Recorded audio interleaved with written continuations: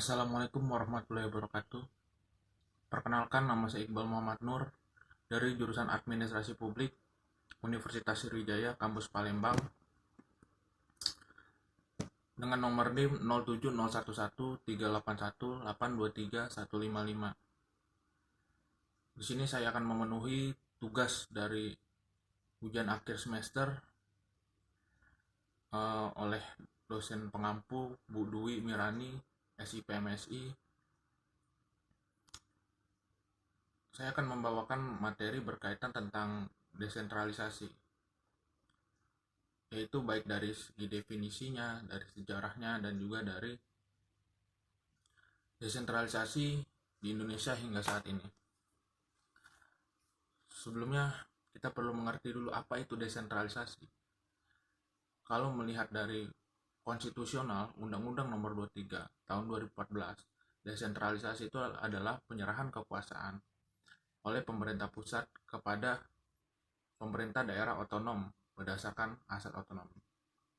Nah, jadi intinya desentralisasi adalah penyerahan kewenangan dari pemerintah pusat kepada pemerintah daerah.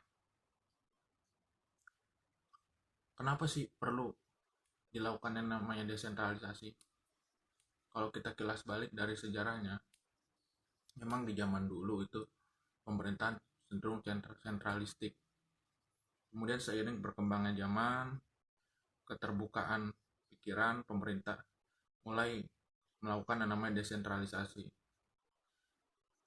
Kalau misalkan dilihat dari negara Prancis dahulu, pemerintahan Prancis itu tahun 1790-an, dia itu sentralistik.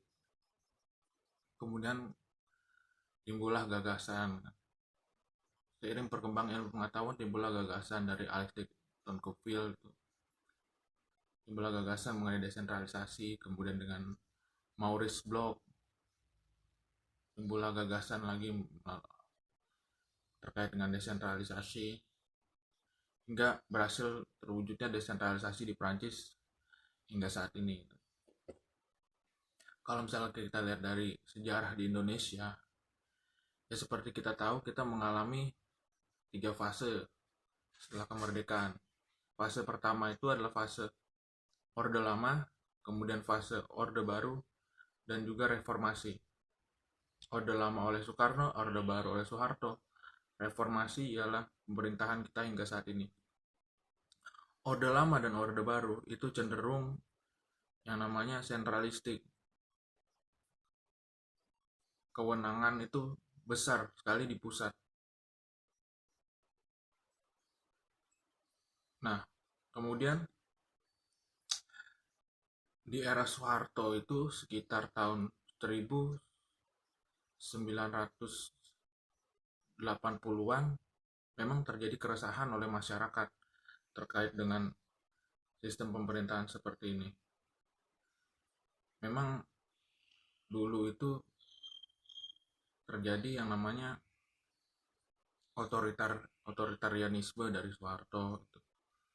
Terus juga demokrasi itu seperti diberangus gitu. Terus dari ekonomi juga merosot tajam. Terus juga kesenjangan atau disparitas itu sangat amat tinggi gitu pada era Soeharto. Memang tahun 1980 tuh mahasiswa belum berani bersuara gitu, terhadap Soeharto. Ya karena memang Soeharto ini penopangnya sangat amat kuat, karena dia ditopang yang pertama oleh ABRI, oleh militer, dia ditopang oleh birokrat, dia ditopang oleh partainya Golkar, sehingga memang orang cenderung takut. Dan juga dulu kan banyak sekali orang-orang yang hilang pada era itu. Yang seperti kita kenal tuh kan ada namanya Wiji Tukul. Dia tuh ada seorang aktivis, dia giat membuat puisi, dia giat membuat lagu gitu kan, terkait yang keresahannya dia di negara Indonesia itu rezim Soeharto, yaitu apa namanya, ya satir lah terhadap pemerintah Dan akhirnya memang karena jahatnya politik itu yang memang ditopang oleh militer memang hilang gitu, dan sampai sekarang juga nggak ada kejelasannya apakah Widi Tukul itu meninggal atau masih ada kah orangnya, karena banyak sekali tokoh-tokoh yang hilang pada era itu. Kemudian eh, di tahun 1990-an mahasiswa itu mulai berani yang namanya bersuara gitu kan, ya untuk mewujudkan tuntutan mereka, yaitu adalah untuk melakukan reformasi dan juga untuk menggulingkan Soeharto dan mengadili dengan kronik-kroniknya itu. Isi tuntutan reformasi itu ialah antara lain mengadili Soeharto dan kronik-kroniknya. Terus yang kedua itu eh, melaksanakan amandemen Undang-Undang 1945, kemudian menghapus dui fungsi ABRI, kemudian yang keempat eh, memberikan otonomi daerah seluas-luasnya, itu kan desentralisasi. Kemudian yang kelima menegakkan supremasi hukum, dan yang keenam menghapus tindakan KKN. Nah, jadi memang tuntutannya itu ialah salah satunya adalah desentralisasi, otonomi daerah yang sebesar-besarnya gitu. Karena memang pemerintahan sentralistik itu sangat tidak baik gitu. Sudah terbukti di zaman Soeharto gitu. Otoriter, diktator. Sehingga pada tahun 1908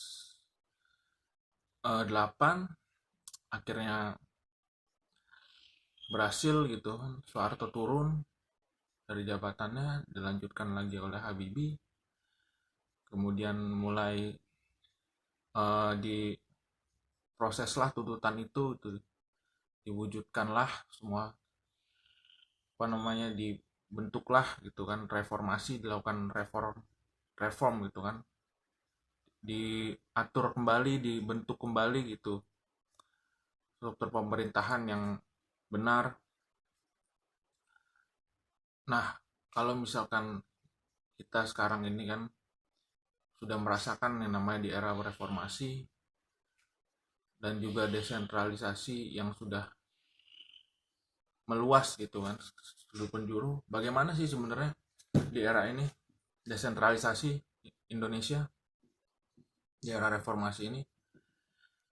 Sebenarnya kita ini mengalami yang namanya desentralisasi masih seumur jagung gitu. Belum lama, masih 20 tahunan kita mengalami yang namanya masa desentralisasi. Kita itu berhasil menyelesaikan tuntutan itu adalah 1998, mulai berlaku juga 1998 dengan reformasi. Jadi masih seumur jagung, belum begitu lama. Dan sekarang ini kalau misalkan kita lihat apakah disparitas itu sudah mulai berkurang? Kalau misalkan kita lihat belum, hingga saat ini masih belum berkurang disparitas. Eh, Politik dan perekonomian kita tuh masih terpusat di Jawa. Dan di Jawa sendiri sama pun politik dan pemerintahannya juga cenderung terpusat di daerah-daerah besar seperti Jakarta, Surabaya, Bandung, terus mungkin juga Malang ya. Jadi artinya memang masih terjadi disparitas. Saudara-saudara kita yang di wilayah timur itu kan, di Papua, itu mereka belum mendapatkan pemerataan. Yang namanya desentralisasi itu belum terlaksana begitu baik. Karena kita bisa tahu sendiri, di Papua itu mereka harga-harga begitu mahal, terus juga perekonomian mereka sulit, dan lain sebagainya. Ya ini artinya memang desentralisasi kita belum berjalan dengan baik gitu. Masih sangat amat kurang. Memang kita perlu yang namanya, saya rasa perlu yang namanya proses itu untuk mewujudkan desentralisasi yang merata gitu ke seluruh penjuru Nusantara, sehingga semuanya bisa merasakan yang namanya pemerataan tersebut. Mungkin itu saja sih penyampaian materi dari saya. Kurang lebihnya mohon maaf. Billahi taufik wal hidayah. Wassalamualaikum warahmatullahi wabarakatuh.